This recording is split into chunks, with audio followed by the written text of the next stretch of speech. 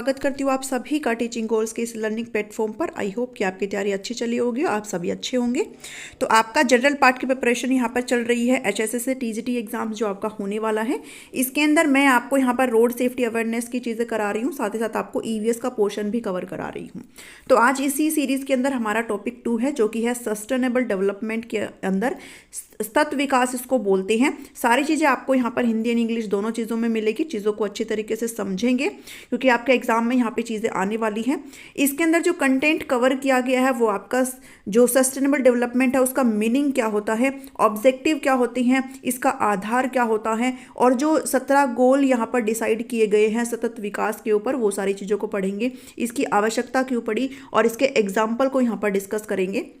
उसके बाद सतत विकास के लिए क्या हमारे पास बेसिक स्टेप्स हमें लेनी चाहिए, क्या नेसेसरी स्टेप्स की ज़रूरत होती है, उनको यहाँ पर समझेंगे। बाइलिंगुअल कंटेंट ये आपको मिलेगा। वीडियो पसंद आती है, इन्फॉर्मेटिव लगती है तो इसको लाइक कर देना, शेयर कर देना सभी के साथ, ताकि सभी की हेल्प हो सके। आप लोग बहुत ज़्यादा वीडियोज़ को प्यार दे रहे हैं, इसके लिए बहुत बहुत आपको धन्यवाद करती हूँ। सो आपको व्हाट इज़ सस्टेनेबल डेवलपमेंट, देखिए सबसे पहले तो आपको यहाँ पर मीनिंग समझना चाहिए इसका, कि आखिर ये हमें दिया क्यों गया है हमारे सिलेबस में, इसका मतलब क्या है। देखिए सस्टेनेबल डेवलपमेंट को अगर मैं समझूं तो आप सभी को पता है सस्टेन का मतलब क्या होता है। सस्टेन का मतलब होता है बने रहना, ठीक है, हमेशा, कभी ना ख़त्म होना। तो ऐसा विकास जो हमारा निरंतर चलता रहे, कॉन्टिन्यूअस चलता रहे, कभी भी ख़त्म ना हो, कभी भी रुके ना, ऐसा विकास वो आपका सस्टेनेबल डेवलपमेंट है। ठीक है, अगर इस चीज़ को हम अपने टॉपिक से अगर जोड़ करके चले तो इस डेफिनेशन पर जाने से पहले मैं आपको मोटे तौर पर इसे समझाती हूँ। देखिए जो रिसोर्सेज हम लोग यूज़ करते हैं, आप सभी अच्छी तरीके से अवगत हैं, जो भी रिसोर्सेज हम लोग यूज़ कर सकते हैं, जो भी करते हैं, वो सारे लिमिटेड अमाउंट में होते हैं, कुछ अनलिमिटेड अमाउंट में भी होते हैं। बट अगर इन रिसोर्सेज का इस्तेमाल अगर हम एक रिस्पॉन्सिबल पर्सन बन कर के करें, हम ऐसे तौर पर ना करें कि सिर्फ हम ही हैं, बाकी हमारे बाद तो कोई आने ही वाला नहीं है। जैसे मैं आपकी नेक्स्ट जनरेशन की यहाँ पे बात कर रही हूँ, ठीक है। तो अगर हम इन रिसोर्सेज का इस्तेमाल ढंग से नहीं करेंगे, हम अगर इनको वेस्ट करेंगे, जैसे हम लोग पानी को ले सकते हैं, वाटर की वेस्टेज हम लोग बहुत ज़्यादा करते हैं, और आप सभी को पता है कि वाटर हमारे पास जो पीने वाला पानी है वो बहुत कम अमाउंट में बना है, कुछ परसेंटेज ही हमारे पास अवेलेबल है इसका, ठीक है। तो अगर हम इसका इस्तेमाल अगर अच्छी तरीके से नहीं करेंगे तो हमारी जो भी फ्यूचर जनरेशन है उसको इसका खामियाजा भुगतना पड़ेगा। तो सस्टेनेबल डेवलपमेंट कहता है कि हमें एक जिम्मेदार नागरिक के नाते हमें एक ऐसा एग्जाम्पल यहाँ पे सेट करना चाहिए कि हम अच्छे से जी रहे हैं। अगर हम अपनी लाइफ को यहाँ पर अच्छे से मेंटेन कर रहे हैं, सारे रिसोर्सेज का अगर हम यूज़ कर रहे हैं, तो हम ऐसे यूज़ करें कि हमारी जो फ्यूचर जनरेशन है वो भी कहीं ना कहीं इस चीज़ का लाभ उठा पाए। जैसे हमारे एंसेस्टर, जो हमारे पूर्वज है, वो यहाँ पर अपनी ज़िंदगी को जी करके गए हैं, हमारे लिए उन्होंने सारे रिसोर्सेज को छोड़ा है।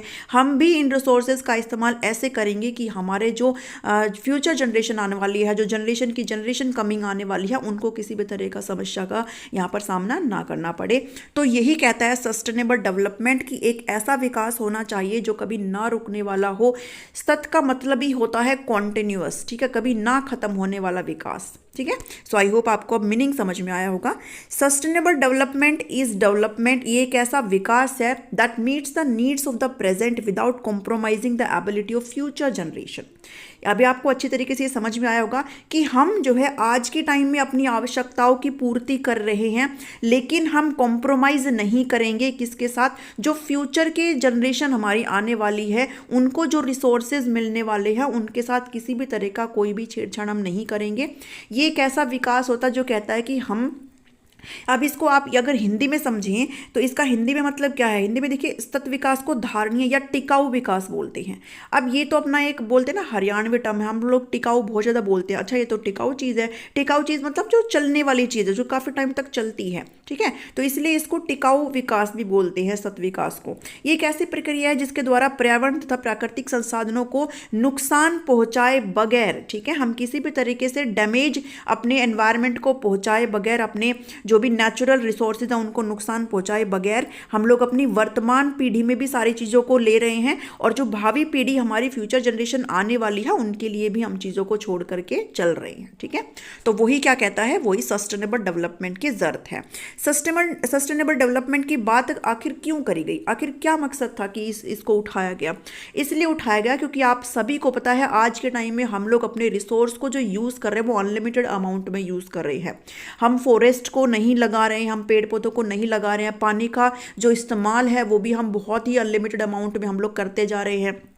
पानी बहता जाता है, गाड़ियाँ धुलती जाती है ना, ये चीज़ें हम लोग कहीं भी स्टोर नहीं कर रहे हैं। तो ये कहीं ना कहीं हमारे लिए एक बहुत नुकसानदायक है।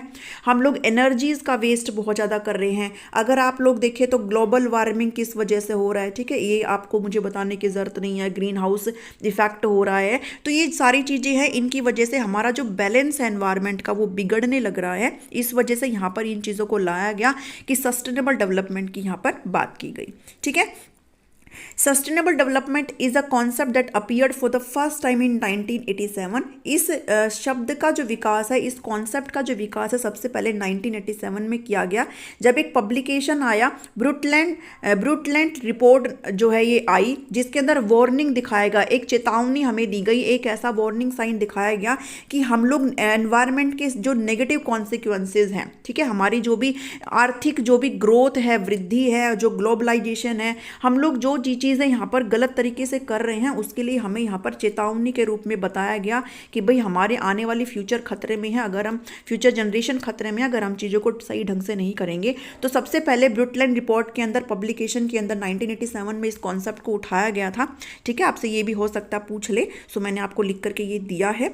सतत या टिकाऊ विकास की वह प्रक्रिया है जिसके द्वारा वर्तमान व भावी पीढ़ी की आवश्यकताओं से समझौता किए बगैर हम पर्यावरण तथा प्रकृति की सुरक्षा को ध्यान में रखकर आर्थिक विकास करते हैं। ठीक है, कि हम लोग मेंटेन करके रखते हैं, हमारे एनवायरनमेंट को किसी तरह का कोई भी डैमेज ना करे, कोई नुकसान ना पहुंचाए, हमारे नेचर के साथ हम लोग किसी भी तरह का कोई भी खिलवाड़ ना करें, और हम चीज़ों को यहाँ पर लिमिटेड अमाउंट में यूज़ करते रहे। ठीक है, आज के समय में हम जिस प्रकार का विकास देख रहे हैं वो विकास हमारी प्रकृति तथा वर्तमान पीढ़ी तथा भावी पीढ़ी के लिए क्या है, खतरनाक है। ठीक है, ये चीज़ आपको मुझे बताने की ज़रूरत नहीं है कि हम कैसे इन चीज़ों के से छेड़छाड़ करने लग रहे हैं, कैसे हम जो है गलत चीज़ें यहाँ पर करने लग रहे हैं जो एनवायरनमेंट के लिए बहुत ज़्यादा खतरनाक है।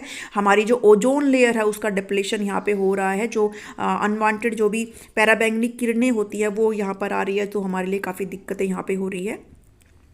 सतत विकास के कुछ उद्देश्य हैं, कुछ ऑब्जेक्टिव्स हैं जो मैंने यहाँ पर आपको बताए हैं। सभी लोगों के जीवन की गुणवत्ता में सतत सुधारों का सृजन हो सके। ठीक है, आधारभूत आवश्यकता जो भी हमारे बेसिक नेसेसिटीज़ है उनको यहाँ पर हम पूरा कर सके बिना हम अपने एनवायरनमेंट को नुकसान पहुँचाए। सार्वजनिक जीवन में भाग लेने का अवसर प्रदान करना और पर्यावरण को स्वच्छ बनाने में भी ये क्या होता है, सहायता करता है। आर्थिक विकास के शुद्ध लाभों को अधिकतम बनाने का लक्ष्य रखना, बशर्ते कि आप किसी भी चीज़ का जो आपकी जो भंडार है प्राकृतिक और पर्यावरण वो क्या रहे, वो आपके सुरक्षित रहे, आपका भी डेवलपमेंट होता रहे, लेकिन हम लोग एनवायरनमेंट और अपने नेचर के साथ किसी भी प्रकार का कोई भी छेड़छाड़ ना करके चले। ठीक है, तो जो भी आपके एनवायरमेंटल स्टोर है, जो भी भंडार है, हमारी जो भी फ्यूचर जनरेशन है उनको भी मिल सके, क्योंकि उनका भी हक है ये सारी चीज़ें लेना। तो हम ये ऐसे लिमिटेड तरीके से सारी चीज़ों को यहाँ पर यूज़ करें ताकि सबको हेल्प हो सके। और दृढ़ सतत विकास प्राप्त करने का लक्ष्य करना, हम लोग ऐसे मान करके चले, हम लोग ऐसे एक लक्ष्य बना करके चले, एक ऐसा टारगेट सेट करके चले कि हम लोग सस्टेनेबल डेवलपमेंट को अच्छे तरीके से फॉलो करेंगे, ताकि हमारी जो भंडार है, जो पूंजी भंडार है, जो नेचुरल हमारे पास जो भी इतना अच्छी चीज़ें हैं उनको हम किसी भी तरीके से डैमेज ना पहुंचा पाएँ। ठीक है, तो ये कुछ ऑब्जेक्टिव है जो नीचे आपको 17 गोल्स मिलेंगे, उसके अंदर भी आपको सारी चीज़ें यहाँ पर देखने को मिलेगी। बेस की अगर बात करें सस्टेनेबल डेवलपमेंट के, तो आधार क्या है, तो आपको यहाँ पर 3 आधार याद करने हैं। एनवायरमेंटल पर्सपेक्टिव, पर्यावरणीय दृष्टिकोण, सामाजिक दृष्टिकोण, सोशल पर्सपेक्टिव, और आपका इकोनॉमिक पर्सपेक्टिव, आर्थिक दृष्टिकोण। ये सारे आपके क्या हैं, या सारे आपके बेसिक जो है वो बेस है आपका। ठीक है, सस्टेनेबल डेवलपमेंट का, क्योंकि हम चीज़ों को इन्हीं के ही इर्द गिर्द लेकर के चलते हैं। ठीक है, नेक्स्ट है कि हमें किस कारणों से सतत विकास की आवश्यकता है, हमें क्यों इसकी ज़रूरत पड़ी। तो हमें इसकी ज़रूरत पड़ी क्योंकि हम लोग प्रदूषण बहुत ज़्यादा यहाँ पर कर रहे हैं। भाई कितने व्हीकल यहाँ पर हो गए हैं, सबके घर में व्हीकल है। ठीक है, और तो यहाँ पर क्या हो रहा है, हमारे जो गैसेज है, जो अनवांटेड गैसेज है, वो कहीं ना कहीं यहाँ पे क्या हो रही है, रिलीज़ हो रही है, जो कि हमारे एनवायरनमेंट को नुकसान पहुँचा रही है। उसके साथ ही जो भी भावी पीढ़ी की आवश्यकताएं हैं उनकी विकास में किसी भी प्रकार की कमी ना हो, इसके लिए हमें सस्टेनेबल डेवलपमेंट की ज़रूरत पड़ी। हमारे नेचर की सुरक्षा हेतु प्रोटेक्शन की है तो हमें इसकी ज़रूरत पड़ी। हमारे सोशल और जो इकोनॉमिक डेवलपमेंट है, आर्थिक विकास है, सामाजिक विकास है, उसके लिए हमें इसकी ज़रूरत पड़ रही है। और नेक्स्ट जो रीज़न है वो बहुत अच्छा रीज़न है कि ग्लोबल वार्मिंग, ठीक है, निरंतर औद्योगिकरण यहाँ पर हो रहा है, इंडस्ट्रियलाइजेशन हो रही है, इतनी फैक्ट्रियाँ बन रही है, इतने सारे हार्मफुल गैसेज यहाँ पर निकल रही है जो हमारे नेचर के लिए बिल्कुल भी ठीक नहीं है। तो निरंतर औद्योगिकीकरण के कारण ग्लोबल वार्मिंग यहाँ पे हो रहा है, यानी कि पृथ्वी का तापमान निरंतर बढ़ रहा है, जिससे जो बर्फ है वो पिघलने लग रही है, जिसके कारण खतरनाक ग्रीन हाउस जैसे carbon dioxide, nitrous oxide, methane, chlorofluorocarbon आदि के घातक प्रभाव यहाँ पर आपको देखने को मिल रहे हैं। ठीक है, तो यह आप बहुत अच्छी तरीके से ग्लोबल वार्मिंग को पढ़ करके आए हुए हैं। महामारियों पर रोक, भाई बहुत सारी, जैसे आज के टाइम में अगर बात करूँ तो कोविड-19 से आप लोग, ये अभी भी चला हुआ है, आप लोग अच्छी तरह भली भांति परिचित है। कहीं ना कहीं हम लोगों ने ही यहाँ पर समस्या क्रिएट की है जिस वजह से ये सारी चीज़ें आई हैं। तो इससे पहले 1918 में इन्फ्लुएंजा फ्लू के कारण भी बहुत करोड़ों लोगों की जान चली गई थी, और कोविड-19 के अंदर भी कितने सारे लोगों ने अपनी जान गंवाई है। तो ये बहुत एक जो है डेंजरस सिचुएशन है। तो एक जो आपका जो सस्टेनेबल डेवलपमेंट है इसकी ज़रूरत हमें पड़ी ताकि चीज़ें यहाँ पर मेंटेन रहे, बैलेंस होकर के चले। अब जो इंपॉर्टेंट चीज़ मैं आपके सामने ला रही हूँ वो है गोल्स ऑफ सस्टेनेबल डेवलपमेंट, जिसके बारे में यूनाइटेड नेशन भी बात करता है। As part of new sustainable development road map, United Nation approve the 2030 agenda. इसका मतलब ये है कि यूनाइटेड नेशन ने कहा है कि 2030 तक हमें 17 गोल है, हमारे सामने कुछ 17 ऑब्जेक्टिव है, इनको हमें एक टारगेट लेकर के चलना है कि ये सारी चीज़ें हम 2030 तक एक एजेंडा के रूप में लेकर के चलें। ठीक है, जो हम नीचे पढ़ेंगे इसके बारे में बात करी गई थी। संयुक्त राष्ट्र शिखर सम्मेलन में के अंदर बैठक हुई थी 25 से 27 सितंबर 2015 को, जिसके अंदर 2016 से 2030 तक 17 लक्ष्य सुनिश्चित किए गए थे। 17 जो गोल है सस्टेनेबल डेवलपमेंट के, उनको जो है यहाँ पर सुनिश्चित किया गया था कि इनके ऊपर हम ध्यान देंगे। 2030 तक हमें लक्ष्य रखा गया था। इसके अंदर 193 जो कंट्रीज है वो इंक्लूड किए गए थे, सम्मिलित हुए थे। तो इसके अंदर हम गरीबी, प्रदूषण, शांति, न्याय एंड सारी चीज़ों को यहाँ पर देखते हैं। ठीक है, ताकि वर्तमान पीढ़ी और भावी पीढ़ी के जीवन में सुख, शांति तथा विकास कैसा रहे, निरंतर बना रहे, सतत बना रहे, कॉन्टिन्यूअस यहाँ पर बना रहे। सबसे पहला जो है आपको यहाँ पर वो है गरीबी को समाप्त करना, एलिमिनेशन ऑफ पॉवर्टी। जो सबसे पहला सस्टेनेबल डेवलपमेंट है, इसका गोल है, जो मकसद है वो है कि यहाँ पर गरीबी को समाप्त करना 2030 तक। कहीं ना कहीं ये रखा गया है कि आपकी जो भी पॉवर्टी है वो उसको क्या करना, एलिमिनेट करना। ठीक है, पूर्णतः समाप्त कर शांतिपूर्ण सभ्य समाज की स्थापना करना है। अभी गरीब उन लोगों को माना जाता है जो लगभग 96 में प्रतिदिन अपना गुजारा करते हैं, मतलब 100 से भी कम में उनको क्या माना जाता है, उनको 90 से उनको गरीब यहाँ पर माना जाता है। ठीक है, तो आपको हिंदी और इंग्लिश दोनों में चीज़ें यहाँ पे प्रोवाइड करी गई है। नेक्स्ट है भूखमरी, अकाल को पूर्णतः समाप्त करना, जीरो हंगर हो यहाँ पर। ठीक है, आपको किसी भी तरीके से भूखमरी ना हो, अकाल ना हो, इस चीज़ को भी यहाँ पर जो है एक तरीके से गोल बनाया गया है। नेक्स्ट थर्ड है अच्छा स्वास्थ्य है, गुड हेल्थ हो, सभी की एक अच्छी वेलबींग हो। यहाँ पर इस चीज़ को यहाँ पर लाया गया है कि सारे जितने भी एफिशिएंट हेल्थ केयर हो, हेल्दी लाइफस्टाइल हो, सभी के अंदर इस चीज़ को यहाँ पर प्रमोट किया गया है। और आपको फिगर्स में भी यही दिखाया गया। हो सकता है आपको यहाँ पर थोड़ा नंबरिंग में इशू हो सके। ठीक है, तो वो आप इंग्लिश में मैंने साथ के साथ लिखा है, तो वो आप यहाँ पर देख सकते हो कि आपको यहाँ पर नो पॉवर्टी के बारे में बोला गया है, सेकंड बोला गया है जीरो हंगर के बारे में, एंड थर्ड बोला गया है गुड हेल्थ एंड वेलबींग के बारे में। तो ये आपके 17 गोल है जिसको आपने अच्छे से ध्यान में रखना है। ठीक है, इनको आप याद करके जरूर जाना। लक्ष्य प्राप्ति के लिए सामूहिक साझेदारी, पार्टनरशिप ऑफ द गोल्स। अगर आप कोई भी गोल यहाँ पर सेट करें तो उसके लिए पार्टनरशिप की बहुत ज़्यादा ज़रूरत होती है। जैसे गवर्नमेंट है, सोसाइटी है, प्राइवेट सेक्टर है, ठीक है, यूएन है, सिविल सोसाइटी है, उनको एक ऐसे ग्लोबल पार्टनर के रूप में, ताकि सभी जो गोल्स है, जो भी सस्टेनेबल डेवलपमेंट के गोल्स है, वो हम एक मतलब सामूहिक रूप से इस चीज़ को हम सुनिश्चित कर सके। ठीक है, समाज में न्याय और शांति बनाना, ये तो बहुत ज़रूरी जो पॉइंट होता है किसी भी चीज़ का डेवलपमेंट का। तो न्याय और शांति को बनाना, पीस, जस्टिस और स्ट्रॉन्ग इंस्टीट्यूशंस को यहाँ पर डेवलपमेंट करना, ये भी आपका 5th नंबर का पॉइंट है। भूमि संरक्षण करना। ठीक है, अब ये तो बहुत ज़रूरी है क्योंकि हमारी जो भी पेड़ पौधे हैं वो सभी भूमि से निकलते हैं। हम लोग अपने खाने के लिए भी कहीं ना कहीं मिट्टी पर डिपेंड रहते हैं। तो भूमि का संरक्षण बहुत ज़रूरी है क्योंकि भूमि पर क्या है, हमारा जीवन होता है। तो टिकाऊ विकास को बढ़ावा देने वाले स्थलीय पारिस्थितिकी प्रणाली, मृदा अपरदन, सोयल जो भी डिस्ट्रक्शंस होता है, सुरक्षित यहाँ पर जंगल हो, जैव विविधता को बढ़ने के नुकसान को यहाँ पर रोकना है। ठीक है, इकोलॉजी को यहाँ पर मेंटेन करके रखना है। सो ये सारी चीज़ें यहाँ पर दी गई है, लाइफ ऑन लैंड, आप यहाँ पे अच्छे से पढ़ सकते हो, लैंड डिग्रेडेशन ना हो, ठीक है, डेजर्टिफिकेशन हो, टेरेस्ट्रियल इकोसिस्टम एंड सारी चीज़ें यहाँ पर आपको देखने को मिलती है। जल संरक्षण की यहाँ पर बात करते हैं इन 17 गोल्स के अंदर। नंबर 7 पॉइंट है कि कहीं ना कहीं वाटर का यहाँ पर स्टोरेज हो, ठीक है, जो भी वाटर है वो कहीं ना कहीं हम वेस्ट ना करें, क्योंकि हमारी फ्यूचर जनरेशन इसके लिए बहुत ज़्यादा दिक्कत में आने वाली है, क्योंकि हमें अभी इस चीज़ के लिए समस्या का सामना करना पड़ रहा है। तो फ्यूचर के अंदर जो जनरेशन आ रही है वो कहीं ना कहीं हमें इस चीज़ के लिए रिस्पॉन्सिबल मानेंगी। सो आपको, हम सभी को यहाँ पर एक रिस्पॉन्सिबल पर्सन बनना पड़ेगा, ताकि हम अपना जो वाटर है उसको यहाँ पर संरक्षित कर पाए, प्रिजर्व कर पाए, ठीक है।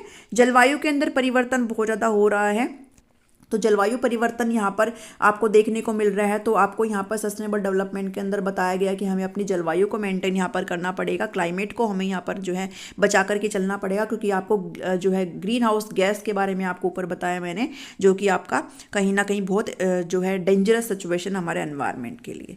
उपभोग व उत्पादन प्रणाली को सशक्त बनाना, सस्टेनेबल कंजप्शन एंड प्रोडक्शन, ये एक इंपॉर्टेंट पॉइंट है। इस लक्ष्य के द्वारा उपभोग व उत्पादन प्रणाली को मजबूत और टिकाऊ बनाना है, कि जो भी आप लोग जो यूज़ कर रहे हो और जो हम प्रोड्यूस कर रहे हैं उसको कहीं ना कहीं हमें एक टिकाऊ बनाने की जरूरत होती है, ठीक है। 10 गोल है सामुदायिक तथा शहरी विकास। इस लक्ष्य के द्वारा शहरों व मानव बस्तियों को सुरक्षित, लचीला और मजबूत व शांतिपूर्ण बनाना है, ठीक है।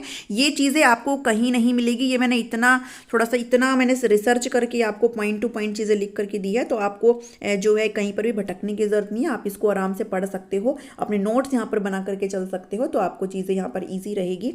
Ensuring everyone has access of affordable housing conditions and transportations, सभी को यहाँ पर सिटीज़ एंड कम्युनिटीज़ की बात करी गई है, शहरी और समुदाय को की सस्टेनेबल की बात करी गई है, तो मैं ऊपर आपको बता करके आई हूँ।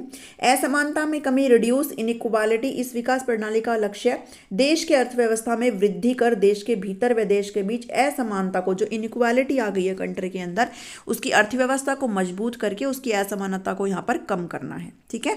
तो ये नंबर 11 गोल है। उसके बाद है, और ये आपका पॉइंट्स में भी आपको देखने को मिल जाएगा, रिड्यूस इनइक्वालिटी, ठीक है। थोड़ा नंबरिंग में आपको हो सकता है इधर उधर चीज़ें मिल जाए।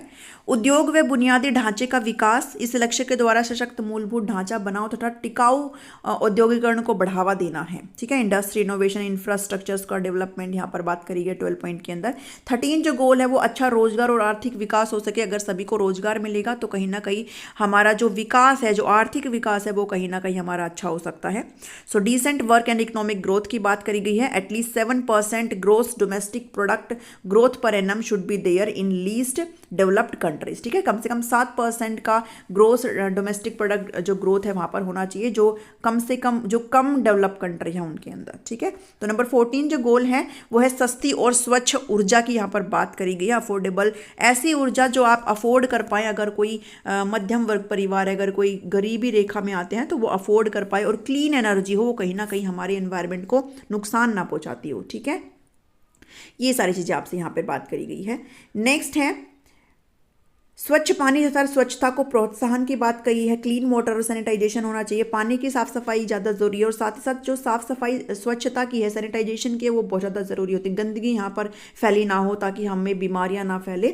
जेंडर इक्वालिटी की बात करी गई है कि इसके द्वारा लैंगिक समानता प्राप्त करने के साथ साथ महिला और लड़कियों को हर क्षेत्र में विकास के लिए प्रोत्साहित करना, ठीक है। चाहे इक्वल अपॉर्चुनिटी देना, political, economic and social equality होनी चाहिए वुमेन के लिए, सारी अपॉर्चुनिटीज़ जो है, क्योंकि आजकल लड़कियाँ किसी से भी कम नहीं है, तो इसलिए अपॉर्चुनिटीज को भी इक्वल रखने की जरूरत है। एंड लास्ट जो है वो आपकी अच्छी शिक्षा है, क्योंकि शिक्षा के बिना तो कुछ भी संभव नहीं है, और आप एक टीचर बनने जा रहे हो तो आपको शिक्षा को तो बिल्कुल नहीं छोड़ना है, ठीक है। तो एक क्वालिटी एजुकेशन देने की जरूरत होती है, क्योंकि जब एक शिक्षित इंसान होता है तो कहीं ना कहीं वो अपनी रिस्पॉन्सिबिलिटी को यहाँ पर समझता है, और वो इन चीज़ों को भी समझेगा कि सस्टेनेबल डेवलपमेंट आखिर क्यों है, किस वजह से है, ठीक है। तो यहाँ पर क्वालिटी एजुकेशन की अभी बात करी गई है 17। तो ये कुछ 17 गोल है जिनको यहाँ पर सुनिश्चित करना जरूरी हो जाता है अगर आपको एक सतत विकास चाहिए है तो।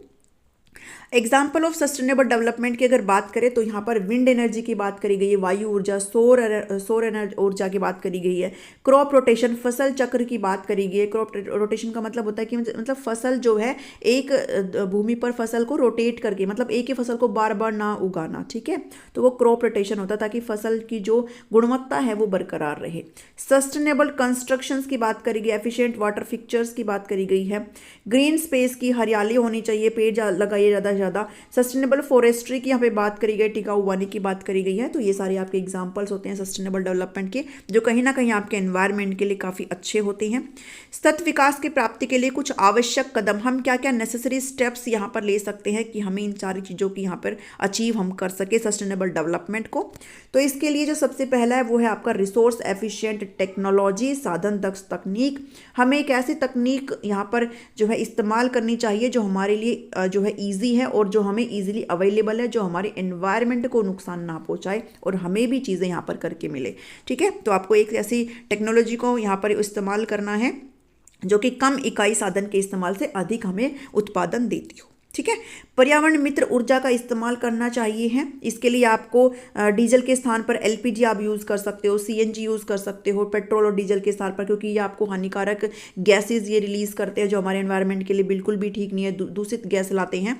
तो आप ऐसी ऊर्जा का इस्तेमाल कर सकते हो, आप एलपीजी का यूज़ कर सकते हो, गाड़ियों में भी यहाँ पर सीएनजी वगैरह लगती है, तो इन सारी चीज़ों का हम इस्तेमाल कर सकते हैं जो हमारे लिए इन्वायरमेंटली फ्रेंडली होती है। सूर्य किरणों को सौर ऊर्जा विद्युत ऊर्जा में बदलना है ना। अब ये तो चीज़ें होती है और ये चीज़ें गाँव में बहुत ज़्यादा मैंने देखी भी है कि जो सूर्य की किरणें होती हैं उनसे यहाँ पर बिजली बनाते हैं, सोलर पैनल लगाते हैं, जो कहीं ना कहीं अच्छा होता है। इससे हमारी जो इलेक्ट्रिसिटी है वो ज़्यादा कंज्यूम नहीं होती है और हमारा भी बिल का खर्चा भी इतना नहीं आता और आपको बराबर और अच्छी अमाउंट में यहाँ पर इलेक्ट्रिसिटी मिलती है। ठीक है, तो कोयले पेट्रोल आदि से कार्बन डाइऑक्साइड के उत्सर्जन को बढ़ाता है, जिस कारण प्रदूषण होता है। तो अगर आप इन चीज़ों का इस्तेमाल करते हो, सोलर पैनल वगैरह लगाते हो, सौर ऊर्जा का इस्तेमाल करते हैं, तो आपके लिए कहीं ना कहीं ईजी रहता है, आपका बजट भी कम करता है और साथ ही इन्वायरमेंट के लिए तो बहुत ही ज़्यादा अच्छा होता है। तो ये एक जो प्राकृतिक संसाधन है जिसका इस्तेमाल हमें हर तौर से करना चाहिए। नेक्स्ट है जैविक खेती को बढ़ावा देना, प्रमोशन ऑफ ऑर्गेनिक फार्मिंग। यहाँ पर जो है हम हर तरीके से अपनी जो फार्मिंग करते हैं वो जैविक रूप से अगर करें, किसी भी प्रकार का कोई भी ऐसे जो है फर्टिलाइजर्स का, किसी भी केमिकल का अगर हम इस्तेमाल नहीं करते हैं, तो वो सारी चीज़ें किसके अंदर आती है, इसके अंदर जैविक खेती के अंदर आता है। हमारी जो भविष्य में जो मृदा की उत्पादन क्षमता है इसमें भी कमी आएगी। ठीक है, तो ये सारी चीज़ें आपको यहाँ पर ध्यान रखनी है।